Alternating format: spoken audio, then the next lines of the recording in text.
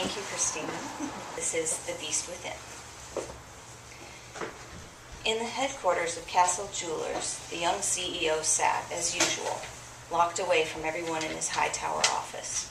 He glared at the email from the board of directors as he turned his chair away and stood up. The CEO was a notorious figure among the employees that sat in the offices on the lower floors. His internal ugliness had become legendary, making his chosen reclusion welcome among all who worked for him.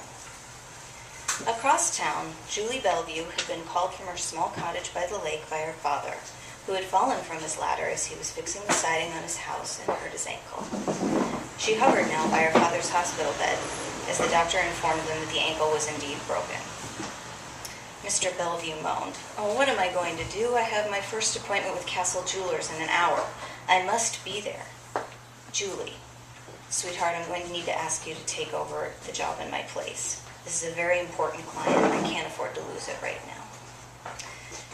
Julie recognized the desperation in his face, and she knew this job was an important one, both financially and for his reputation. If it were lost, the hard work he had put into forming and running his own consulting business for interpersonal relations for the last several years could be in jeopardy. So, to save her father's business, Julie agreed to go to Castle Jewelers' headquarters in his place. At the highest office in the top of the headquarters building, Julie met the eyes of the company's 38-year-old CEO. The man in front of her had a tall, sturdy, potentially intimidating build as he stood with his arms crossed behind his desk to greet her. His hair was dark and longish, his suit tailored to fit his bulky frame flawlessly. The truth was that Heath was a handsome man, but no one who worked for him even noticed his physical attractiveness anymore, so accustomed were they to the hideousness of his demeanor. Each day when Julie came and went, she passed by Vivian, the receptionist, who made no secret of the fact that she found Julie's job far from enviable. "Good job doing sensitivity training with such a beast of a man," or "good luck doing sensitivity training with such a beast of a man," she'd said not unpleasantly when Julie had introduced herself her first day there. "He'd just as soon growl a nasty comment at you as say hi." Julie just smiled and went on her way. To be sure, she found working with Heath distasteful sometimes, but Julie had been raised very consciously, and she knew that the only way to overpower hate was with love. Love could take many forms: kindness, protectiveness, fierceness, but it was essential in all dealings in order for them to be true. So she took a deep breath and found that awareness in her heart and responded to Heath from that place. Though Julie was a clever girl and had discerned an understanding of many things about Heath thus far, she was unaware that an unwanted attraction he felt toward her was making him even edgier than usual. He felt no desire to give in to any kind of connection with anyone. The carnal pull inside him whenever the image of the beautiful young woman floated across his mind was something he clenched his jaw against and pushed from his awareness, as he had so many other things. When she was physically present in his office, the challenge became considerably more intense. One such time, he even found himself idly remembering the single unopened condom he had tossed carelessly in the bottom drawer the morning he had discovered it mysteriously lying beneath his desk. This was only mysterious to Heath because he was unaware of the past time the cleaning crew had begun having irreverent sex upon his desk after hours. When he realized where his mind had drifted, he slammed his fist into the desk and said some vicious thing to the beautiful woman sitting on the other side of it. She met his gaze, never losing her cool. Heath, on the other hand, clamped down with even greater resolve on the unwelcome libidinous urges that had crept their way into his consciousness. On Monday morning of her second week there, Julie entered the office in a bright yellow power suit with a lavish bouquet of roses in her hands that she planned to take to her father on her way home to cheer him while he healed. They were red, his favorite color. Heath didn't look up as Julie sailed into his office, and she accepted this slight with her usual grace. As she lowered the vase onto the shelf, his head lifted. He did a double take as his gaze landed on the flowers. "What the hell are those?" he demanded, his gaze darkening even more than usual. "Roses," Julie said, stating the obvious. "I'm taking them to my father's house on my way home." Heath's glare grew more pronounced as she spoke. "I don't want them in here. Get rid of them." Julie looked at him evenly. "Heath, a little brightness in this room while I'm here is not going to hurt you." Heath looked enraged, and he stood up, slamming his palms on the desk in front of him. "If you don't get them out of here, I'll do it myself," He made a move from behind the desk, and Julie stepped calmly in front of him. Neither spoke for a moment as they stood toe to toe, Heath breathing heavily, Julie meeting his gaze with the silent strength she'd always shown in the face of his hostility. This time, she saw a flicker of sadness she suspected he didn't even consciously register.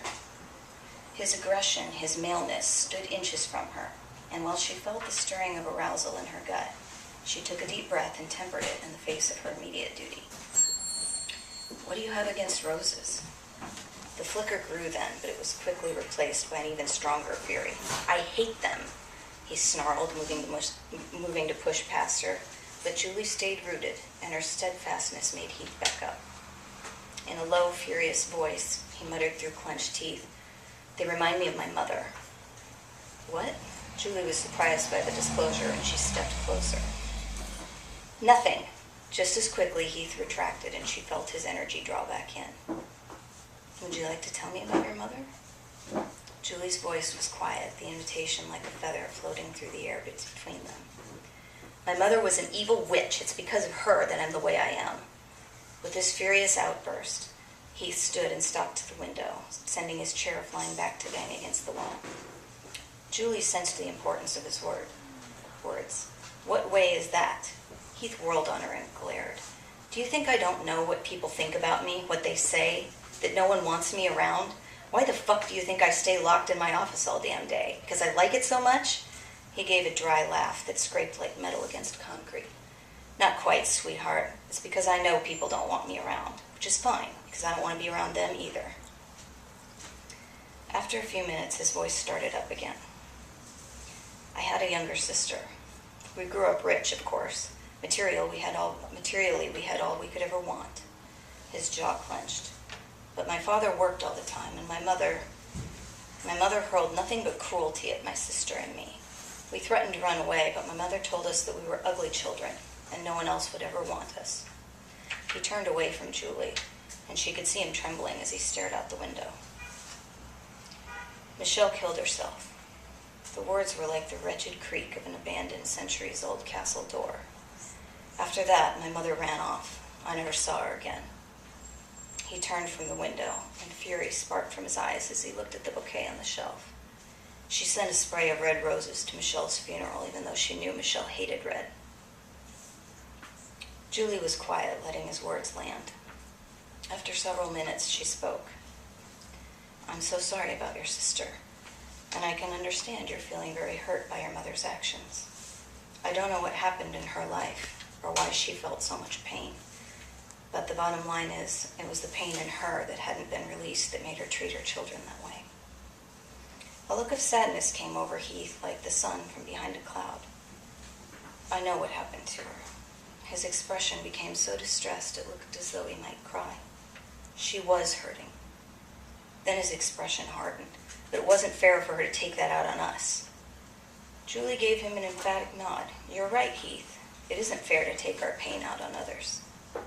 Her gaze stayed on him as he looked at her, the internal struggle smoldering in his expression. His eyes were dark, and Julie could see defensiveness was rising up in him again, threatening to take over and burst through to an even stronger degree than before. Julie knew it was not unusual for defenses to rise in the face of revelation, for the mental processing of words alone not to be enough. She saw the opportunity, and she knew she would need to take a different tack. The pain, like a spell, needed to be broken. Anger rose visibly in Heath, and Julie took a deep breath, allowing fierce love in its warrior form, to rise inside her as it was called forth. She stepped forward and met the stony gaze of her client head on, her own reflecting the hardness of twin diamonds. "Sit down." Her voice had changed. She heard it, and she could tell by the look on Heath's face that he did too. Wariness among the fury and bitterness now. He hesitated, only a second before lowering himself back into the chair. Julie reached forward and started to untie his tie. Her closeness made Heath's breath hitch, even as he began to demand to know what she thought she was doing. The sharp connection of her hand with his face resounded in the office before his sentence was even finished. Heath's jaw dropped, though the countenance of Julie, who happened to know how to deliver such a slap without damaging anything, didn't change. I'm doing whatever I want, and you will do so as well until I release you from that order. She pulled his tie the rest of the way off and stepped back. Stand up. Stunned, Heath did so without a word. Julie turned him around and secured his wrists behind his back with his tie. She felt his muscles tense beneath her hands, and she left one hand on his arm after she was finished, sending warmth from her body into his via physical contact. She kept it there until she felt a degree of relaxation beneath her fingers. Then she put a hand on his shoulder, bending him at the waist and pushing his cheek down to the surface of the desk. Reaching below the desk, she grabbed his crotch without preamble. Heath jerked with humiliation, his face burning from being caught with his cock in a granite-like state of arousal. Julie, on the other hand, almost breathed a sigh of relief. Though she had fully expected it, she was more than a little relieved to feel the hardness between his legs. Her instincts had been correct. She yanked his trousers open unceremoniously and pushed them to the floor. The smack resounded in the cavernous office as Julie brought her hand down against his behind. Heath jumped and cried out as Julie's hand, already poised for the second blow, found its target again before she paused and ran her fingers over the red blossoming over his skin. Over and over she hit him, then caressed him, checking the surging of his cock periodically and barking orders as he squirmed beneath her. The energy swelled and retreated like an orchestra, the harmony and dissonance of hers and his and that which was unique to their connection, administering just enough pain to touch that which was repressed within him. As it did, Julie watched as the immediate and past hurt melded together, rising into Heath's consciousness as his body shuddered and she held on tighter, holding steady and guiding him with her hands and her heart to release, the place where what had been trapped for so long was experienced, processed in a moment of agony that for an instant seemed everlasting before it exploded and vanished, just another form of light in the infinite array of all it is. Heath's cock erupted at the same time he did, his body collapsing in a roaring sob as cum spurted over her fingers. Julie yanked the tie off his wrists and moved immediately to cover his body with hers, holding him tightly as he released beneath her. Seamlessly, she slid her mouth to his ear.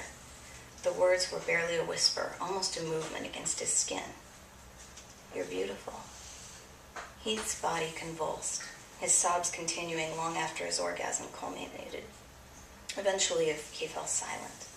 His eyes closed, and Julie watched him take a deep breath as he rose to his feet. She stood as well. He turned to her and opened his eyes. Julie blinked at the transformation. She was startled to discover how blue Heath's eyes were, as though the tears had literally cleaned them out, polished the tarnish away to restore them to their original luster. They were also, she noted, filled with desire, the potency of a purity she had not yet seen from him. Before she could respond, Heath stepped toward her and lifted her from the floor, almost crushing her in his embrace as he backed her up against the wall, his mouth on hers with a sizzling urgency. Nothing but her sex commanded attention now, the dripping between her legs covering Heath's fingers as he slipped his hand beneath her skirt. Gently, Heath lowered Julie to the wooden floor, unbuttoning her suit jacket and sliding her bra out of the way as he took one nipple and then the other into his mouth, eliciting in Julie a burning desire over which she had no control. Rising to his knees, Heath yanked open the bottom drawer of his desk and scrabbled through it frantically until he found the tiny foil packet he had remembered only days before. Then he sank into Julie, who was waiting beneath him with flushed face and rapid breath. They both cried out as he entered her, and her arms came around his strong shoulders as he pumped into her, somehow knowing exactly how to move his hips so that her breath grew even faster as she started to tremble beneath him.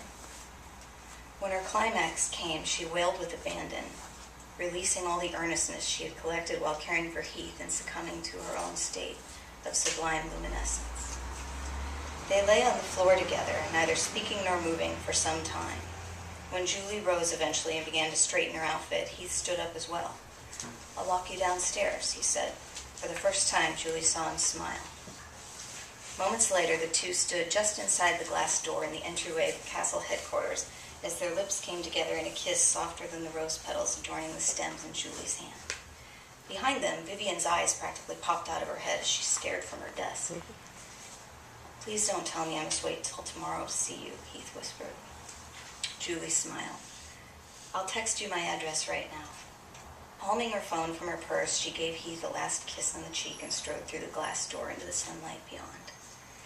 From that day forth, Heath became beautiful again to all who knew him, and especially to Julie, who continued to visit his tower office long after their 2-week contract was up, whenever he wasn't already taking the day off to spend at her small cottage by the lake. Thank you.